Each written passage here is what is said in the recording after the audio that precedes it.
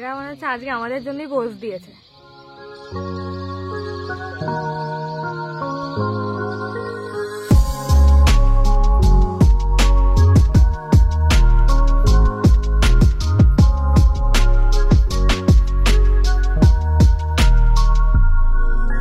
আমাদের হুলিয়া দেখে ভয় পেলে চলবে না। আমরা অ্যাকচুয়ালি আমাদের নতুন ডমিনারের পুজো দিতে গেছিলাম আজকে, সেখান থেকে সোজা এখানে এসেছি, সেজন্য এরকম টিপ রয়েছে আমাদের দুজনেরই। Hi guys, welcome back to my channel. আজকে আমরা এসেছি পূর্বস্থলীর চুপির চরে। এখানে আমরা বাইকে করে এলেও ট্রেনে করে এখানে খুব সহজেই আসা যায়। কিভাবে এখানে আসতে হবে সেটা আমি আগে দেখিয়ে দিচ্ছি।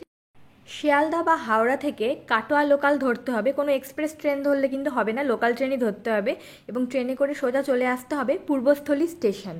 হাওড়া থেকে পূর্বস্থলীর ডিস্টেন্স 122 কিলোমিটার মতন। 2.5 থেকে 3 ঘন্টা টাইম নেয় ট্রেনে। তোমরা চাইলে বাই কারও আসতে পারো। স্টেশনে নেমে ব্যাটারি চালিত টোটোগুলো পেয়ে যাবে এবং মাথা পিছু 20 টাকা ভাড়া দিয়ে পৌঁছে যাও চুপির চরে। এই জায়গাটাকে পূর্বস্থলী পাখিরালয়ও বলা হয়। অনেক সময় ট্যুরিস্ট দেখে পাখিরালয়ে যাওয়ার জন্য টোটোওয়ালারা 20 টাকার বেশি চায়, সেই জন্য আমি ভাড়াটা মেনশন করে দিলাম। এখানে কিন্তু মাথা পিছু 20 টাকাই ভাড়া। আজকে আমরা আমাদের নতুন বাইক ডমিনারের পুজো দিলাম এবং পুজো দিয়ে সোজা চলে এসেছি চুপির চরে। পূর্বস্থলী চুপির চর খুবই জনপ্রিয় একটা জায়গা। অনেক দূর দূর থেকে সবাই এখানে পাখি দেখতে আসে, পরিযায়ী পাখি। আমরা পূর্বস্থলীর একদম কাছে থাকি, তো আজকে এখানকার সম্পূর্ণ ডিটেলস তোমাদের সাথে আমি শেয়ার করব। তো ভিডিওটা দেখতে থাকো। কেমন লাগলো অবশ্যই জানাবে এবং ভিডিওটা ভালো লাগলে আমার চ্যানেলে সাবস্ক্রাইব করতে ভুলবে না। সাবস্ক্রাইবের পাশে একটা বেল আইকন আছে, please press this bell icon, তাহলে আমি নেক্সট যখনই ভিডিও আপলোড করবো তোমাদের কাছে তার ইনস্ট্যান্ট নোটিফিকেশন চলে যাবে। পৌঁছে গেছি আমরা চুপির চর। এটা গাড়ি পার্কিংয়ের জায়গা। আমরা এখানেই আমাদের বাইকটা রাখলাম। এবার আস্তে আস্তে এগিয়ে যাব। আর আমার ডান দিকে দেখা যাচ্ছে সব খাবারের হোটেল। এখানে চাইলে খাওয়া দাওয়া করে নিতে পারো। এখানে খাবার দাবারের ব্যবস্থা বলতে এই 2-1টা হোটেল ছাড়া আর কোনো ব্যবস্থা নেই। আর যদি এখানে কেউ স্টে করো তো হোটেলগুলোতে, মানে যেখানে তোমরা স্টে করবে সেখানে খাবার দাবারের সুব্যবস্থা রয়েছে। আর এই দিকটাতেও কার পার্কিংয়ের জায়গা রয়েছে বেশ বড়। তো পার্কিংয়ের জায়গা যা দেখলাম, গাড়ি নিয়ে এলে এখানে গাড়ি পার্ক করতে কিন্তু কোনো অসুবিধাই হবে না। আর যারা দূর থেকে আসবে এবং এখানে একদিন স্টে করতে চাও তাদের জন্য কোনো অসুবিধা নেই, তার কারণ এখানে রয়েছে সরকারি একটা আবাস, চুপি কাষ্ঠশালী আবাস। এখানেও গাড়ি পার্কিংয়ের খুব সুন্দর ব্যবস্থা রয়েছে। বুকিংয়ের জন্য স্ক্রিনে দেওয়া নাম্বার বা এই ওয়েবসাইট থেকে এটা বুক করতে পারো, চুপি কাষ্ঠশালী পরিযায়ী আবাস। এছাড়াও আরেকটা থাকার ব্যবস্থা রয়েছে এখানে। এটা হলো এর ভেতরে। এখানে একটা পার্ক মতন করা রয়েছে আর ভেতরে সারি সারি কটেজ মতন করা। এখানে থাকার ভীষণ সুন্দর ব্যবস্থা রয়েছে আর আমার কাছে এটা বেস্ট অপশান বলে মনে হচ্ছে। এটাও গভর্নমেন্টেরই। এই দুটো অপশান ছাড়া এখানে বিভিন্ন বাড়িতে কিন্তু হোমস্টেরও ব্যবস্থা রয়েছে। আমরা আস্তে আস্তে অনেক এরকম হোমস্টে দেখেছি, তবে একদম চুপির চরের সামনে থাকলে এই দুটোই কিন্তু বেস্ট অপশান। চলো এবার ভেতরটা ঘুরে দেখাই। এই হলো কটেজগুলো, বেশ সুন্দর। আর এখান থেকে ভিউও খুব সুন্দর আসে, সেটা আমি দেখাচ্ছি। এখানকার রুম রেট, দুজনের রুম নিলে per head per day 1450 with fooding lodging, আর 3 জনের রুম নিলে per head per day 1250 with fooding lodging. Contact number আমি নিচে দিয়ে দিলাম।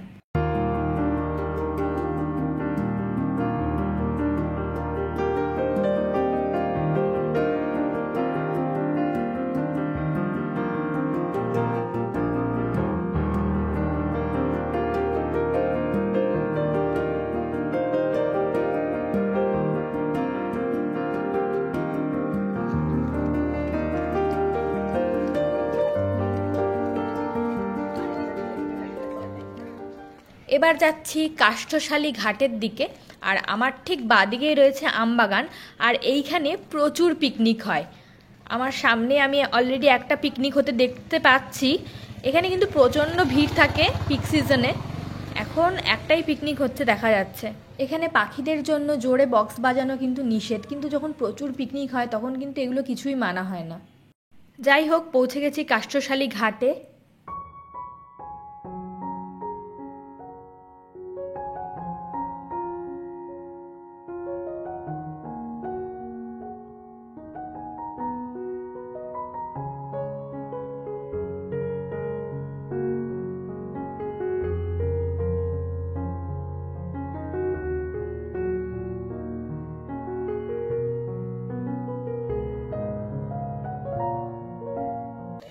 পাশেই ঘটি গরম বিক্রি হচ্ছে দেখে লোভ সামলানো গেল না। ঠান্ডায় ঠান্ডায় গরম গরম ঘটি গরম।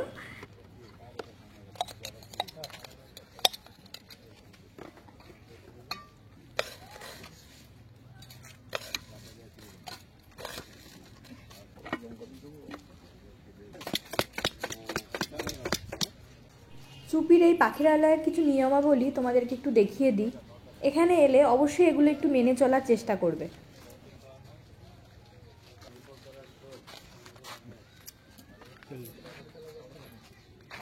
আমার পেছনে দেখা যাচ্ছে আমরা একটা নৌকো নিয়ে নিয়েছি, এখন আমরা এখানে নৌকো করে যাব। ওরা সবাই বসে পড়েছে অলরেডি। চুপির চরে এলে নৌকো কিন্তু নেওয়া মাস্ট, কারণ নৌকো ছাড়া পাখি কিন্তু সেভাবে কিছুই দেখা যাবে না। ঘাটের কাছে দু একটা পাখি যদি থাকে শুধু সেইটুকুই দেখতে পারবে, আর পুরো জায়গাটা ঘোরার জন্য নৌকো কিন্তু নিতেই হবে। আজকে আমরা সবাই মিলে এসেছি চুপির চরে পূর্বস্থলীতে। অনিন্দকে তো সবাই চেনো, আর পাশে রয়েছে গোপাল, অনিন্দর ভাই আমার দেওর, আর তার পেছনে রয়েছে সঞ্জয়, অনিন্দর বন্ধু। আমরা একটা নৌকো নিয়ে নিয়েছি। এখানে নৌকোর রেট ঘন্টা হিসেবে 150 টাকা। এখানে প্রচুর পরিযায়ী পাখি আসে। এই শীতকালে এখানে আসার বেস্ট টাইম হলো ডিসেম্বর থেকে ফেব্রুয়ারি পর্যন্ত। তো এই টাইমে এই জায়গায় এসব প্রচুর পরিযায়ী পাখি রয়েছে, আর প্রত্যেকটা জিনিসই তোমাদের সাথে শেয়ার করব, তো দেখতে থাকো।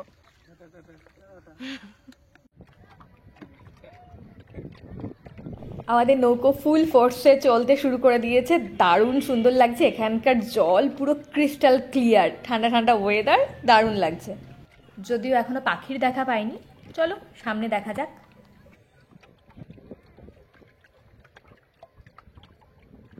তাড়াতাড়ি এলে কি বেশি পাখি দেখা যায় নাকি? ভোরে যত আসবেন তত পাখির সংখ্যা বেশি পাবেন, পাখি কাছে পাবেন। সবাই তো ভয় আছে না। এই যে হচ্ছে সবার তাহলে হাত দিচ্ছি, ঠান্ডা ঠান্ডা ভালো লাগছে, কিন্তু নৌকাটা হেলে রয়েছে তার জন্য। আমাকে একটু বসতে ছাড়। বসতে আচ্ছা দাদা, ঠিক আছে।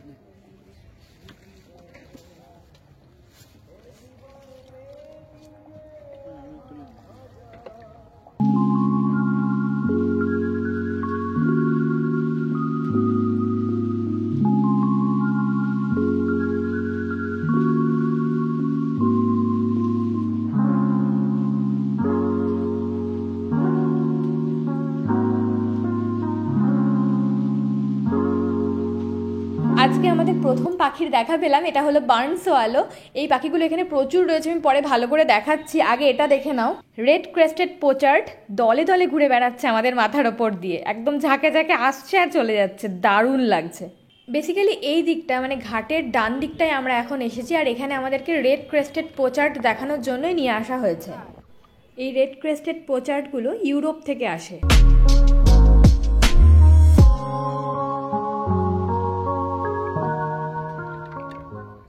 কি স্বচ্ছ জলটা,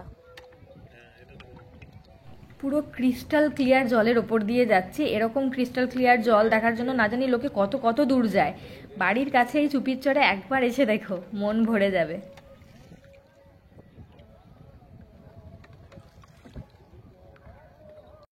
দূরে একটা বাঁশের ওপর দেখা যাচ্ছে একটা পাখি বসে রয়েছে, আর আমাদের মাঝি ভাই আমাদেরকে এটার সাথে পরিচয় করালো। এটার নাম নাকি গ্রিন বি ইটার। এটা সম্ভবত এশিয়ান গ্রিন বি ইটার।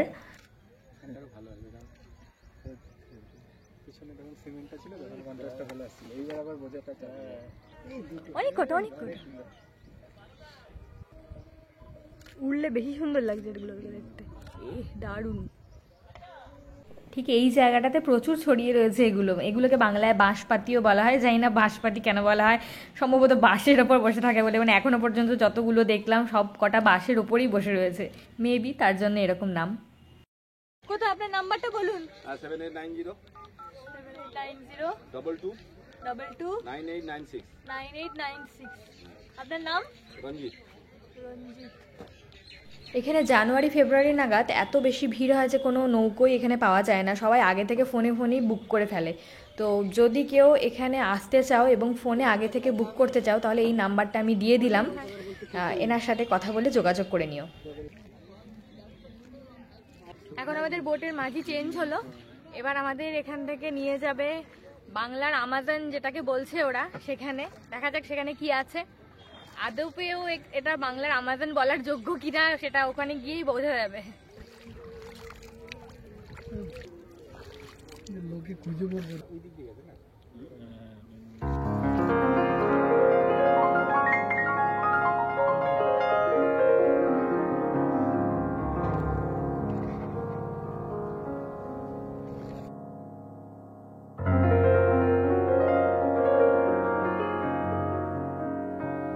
এই সেই বার্নস আলো যাকে একদম প্রথমে দেখতে পেয়েছিলাম আর এসএসসি থেকে বারবার দেখতে পাচ্ছি, আর তোমাদেরকে বলেইছিলাম যে আমি ভালো করে একবার দেখাবো।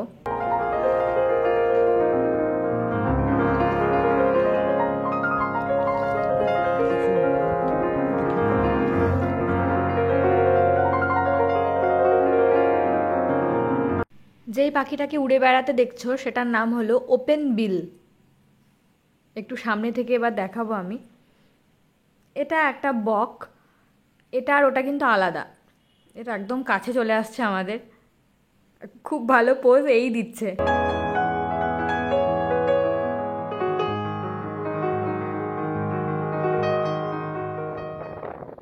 এই যে ওপেন বিল আবার পেলাম, মুখ ঢুকিয়ে ঢুকিয়ে মাছ খাচ্ছে মেবি, বা শামুক খাচ্ছে। এগুলো এশিয়ান ওপেন বিল।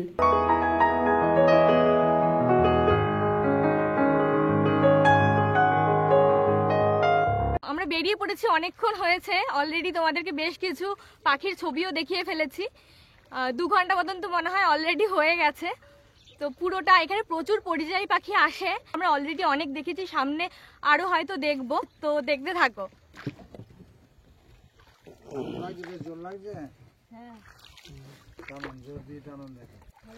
হ্যাঁ এবার জোরে টানো, এবার তোমার ছেড়ে দিই চাল, এবার তুমি নৌকা নিয়ে চলো। টানলে জোরে যাবে। এই তো, ও আমাদের বাজিটা চলো।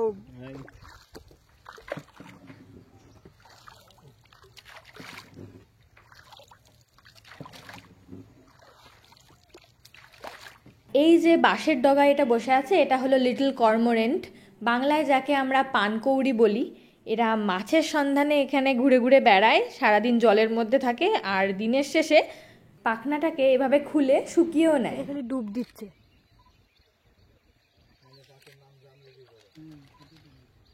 আর যেটুকুনি একটা হোল টোল যেখানে আছে সেসব বাইরের লোক আসে, আপনাদের মতন যারা আসে তারা পাখির নামটা বলে, আর মোটামুটি সেটা দেখে দেখে শুনে শুনে উৎপাদন করতে বেশি। আর ঠিক এই জায়গাটায় রয়েছে বেশ কিছু পরিযায়ী পাখি, একে একে আমি ক্লোজ করে দেখাচ্ছি।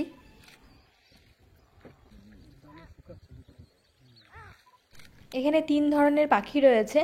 এটা হলো মোরহেন, স্কটল্যান্ডের দিক থেকে আসে মেবি, আর এইটা হলো লেজার হুইস্টলিং ডাক, আর এইটা হলো ব্রোঞ্জ উইংসড জাকানা, বাংলায় যাকে জলপিপি বলে। কত পাখি!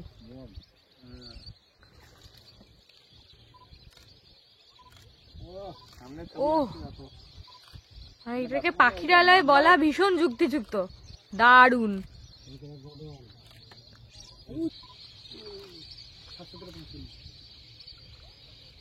অসম্ভব সুন্দর।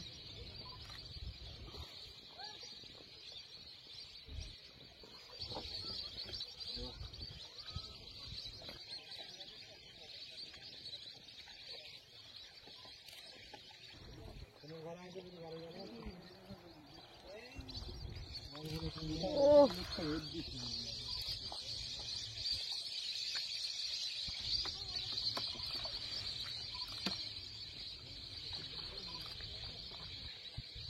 এরা মনে হচ্ছে আজকে আমাদের জন্যই পোজ দিয়েছে। সব পাখিগুলি ধারে ভিত করে না, ওরকম তোমার সাথে দেখা লাগে।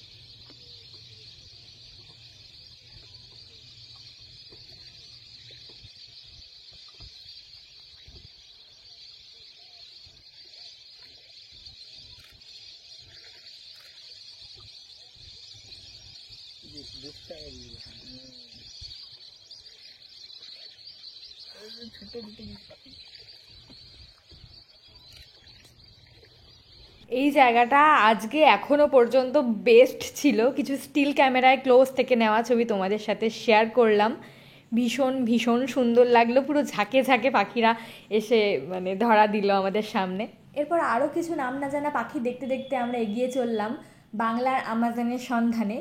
আর একটা কথা আমি একটু মেনশন করবো, সেটা হলো আমি কিন্তু কোনো পাখি বিশারদ নই। আজকে যেই সব পাখির নামগুলো তোমাদের সাথে শেয়ার করলাম সেটা আমাদের বেশিরভাগই এই মাঝি ভাই, মানে যিনি আমাদের নৌকো চালাচ্ছেন, তিনি বলে দিয়েছেন। এছাড়াও আমি গুগল উইকিপিডিয়ার হেল্প নিয়েছি। তাছাড়াও আমার এক দাদা আমাকে ভীষণভাবে হেল্প করেছে এই পাখিগুলোর সঠিক নাম জানার জন্য।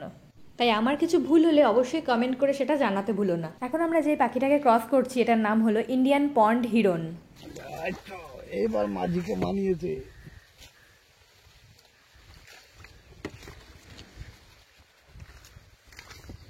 কচুরি পানা সরিয়ে সরিয়ে আমরা যাচ্ছি।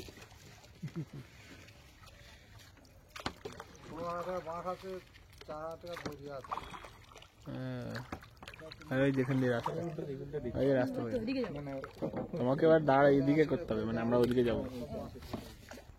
আমরা এখন চলেছি আমাজনের সন্ধানে। দাঁড় টেনে আমার বেশ মজাই লাগছে, বাট এই জায়গাটা পুরো কচুরি পানায় ভর্তি। কচুরি পানাগুলোকে ঠেলে ঠেলে সরিয়ে এগোতে হচ্ছে। হ্যাঁ ভালো, এরকম আমাদের যাওয়ার রাস্তাটা এবার বোঝা যাচ্ছে।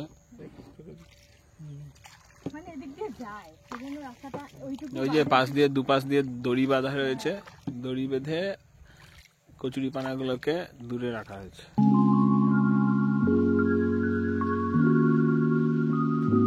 আর এইখান থেকে মায়াপুরের নতুন মন্দির বৈদিক প্ল্যানেটেরিয়ামকে দেখা যাচ্ছে, যদিও কুয়াশার জন্য অনেকটাই ঝাপসা দেখা যাচ্ছে। শুধু এখান থেকে না, একটু আগে থেকেই এটাকে দেখা যাচ্ছিল। এখানে এসে একটু পরিষ্কার দেখা যাচ্ছে, তাই তোমাদেরকে দেখালাম। ছবিতে এর আগে ধরা যাচ্ছিল না।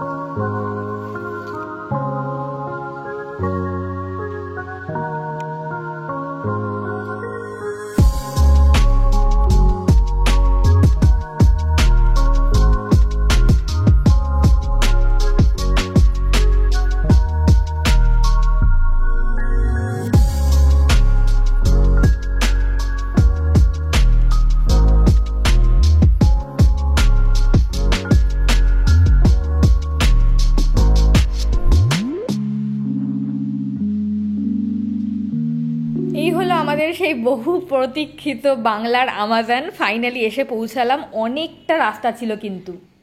এক্স্যাক্টলি এই জায়গাটাকেই এখানকার লোকাল লোকেরা বাংলার আমাজন বা গরিবের আমাজন বলে থাকে। জায়গাটা কিন্তু ভীষণ সুন্দর। জাস্ট আমরা এখানে ঢুকলাম।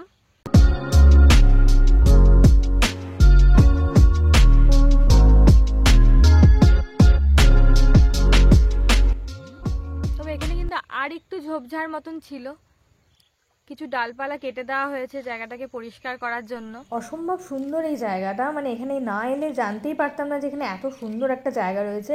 এই ক্যানেলটা অনেকটা লম্বা, এটা মেনলি ভাগীরথীর সঙ্গে গিয়ে মিলেছে। চুপির চরে এলে এই জায়গাটায় কিন্তু অবশ্যই এসো, আর যেই নৌকোটা নেবে সেই নৌকোর মাঝিকে বলে দেবে যে আমাজনে কিন্তু যাব, তবেই এখানে নিয়ে আসবে, না হলে কিন্তু সবসময় এখানে আনে না। এখানে আশেপাশে প্রচুর লোকজন মাছ ধরছে। চুপির চরে আগে চোরা শিকারীদের খুব রমরমা ছিল। চোরা শিকারীরা এখানে এসে পাখি শিকার করত। এখন গভর্নমেন্টের হস্তক্ষেপে আর লোকাল লোকদের সতর্কতায় এটা এখানে আর সেরকম কোনো অ্যাক্টিভিটি হয় না। এখন খুব ভালো একটা ট্যুরিস্ট স্পট হয়ে উঠেছে এটা। জায়গাটা খুবই সুন্দর, কিন্তু এখানে এই অবধি পৌঁছাতে গেলে অনেকটা রাস্তা পেরিয়ে আসতে হচ্ছে। আমার কিন্তু দারুণ লাগছে, আর বাড়ির কাছে হওয়া সত্ত্বেও এতদিন পরে এখানে এলাম সেটা ভেবে আফসোস হচ্ছে।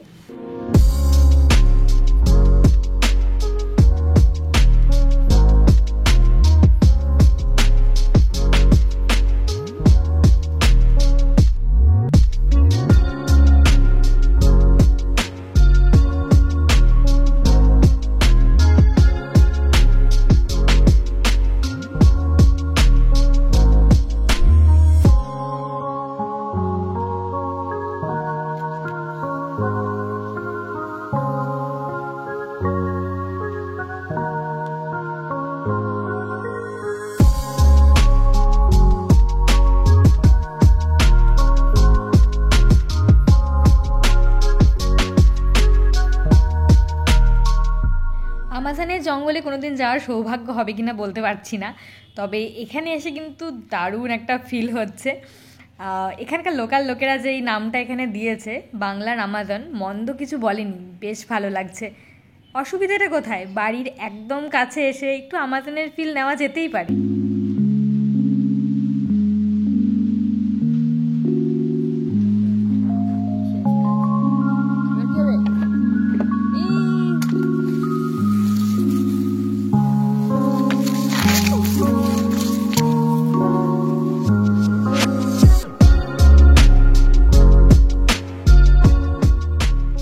আমরা চলে এসেছি এখন ভাগীরথীর সামনে। এই যে বাসটা দেখা যাচ্ছে সামনে, তারপরেই ভাগীরথী। ভাগীরথীতে এই নৌকা আর যাবে না, এখান থেকে আমরা ব্যাক করব। ম্যাক্সিমাম এই পর্যন্তই তো আসে নাকি? না ওখানেও যায়, সামনে হ্যাঁ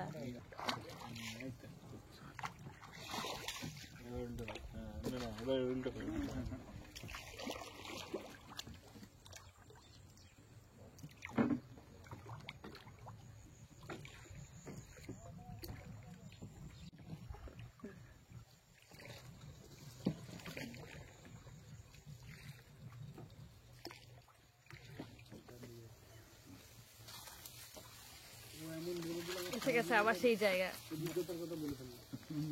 দেখো এটা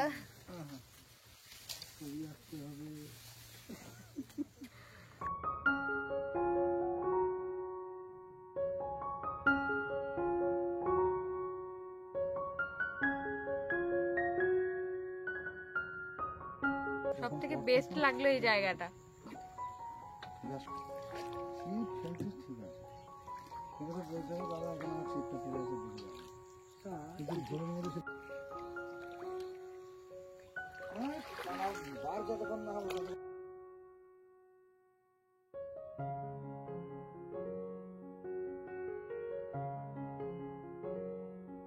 আচ্ছা, আজকে আমাদের হুলিয়া দেখে ভয় পেলে চলবে না। আমরা অ্যাকচুয়ালি আমাদের নতুন ডমিনারের পুজো দিতে গেছিলাম আজকে, সেখান থেকে সোজা এখানে এসেছি, সেজন্য এরকম টিপ রয়েছে আমাদের দুজনেরই। মাঝখানে একটা ঘাটে আমরা একটু দাঁড়িয়েছিলাম 5-10 মিনিটের জন্য, আবার স্টার্ট করলাম। এখন আমাদের ফেরার পালা। সূর্য প্রায় অস্ত যাচ্ছে। সবাইকে রিকোয়েস্ট করব এখান থেকে একবার অন্তত এসে ঘুরে যাও, স্পেশালি যারা শহরের দিকে থাকো, এখানে এলে ভীষণ ভালো লাগবে। কলকাতা থেকে সেম দিনে এসে ঘুরে আবার ফিরে যাওয়া যায়। আর যদি কেউ থাকতে চাও তার জন্য তো আমি ভিডিও শুরুতেই দিয়ে দিলাম অপশান। কেমন লাগলো এই ভিডিওটা কমেন্ট করে জানাতে কিন্তু ভুলো না। ভালো লাগলে আমার চ্যানেলে সাবস্ক্রাইব করো, আর সাবস্ক্রাইবের পাশে একটা বেল আইকন আছে, please press this bell icon, তাহলে আমি নেক্সট যখনই ভিডিও আপলোড করব তোমাদের কাছে তার ইনস্ট্যান্ট নোটিফিকেশান চলে যাবে। আজকের মতন ভিডিওটা এখানেই শেষ করছি। Thank you for watching.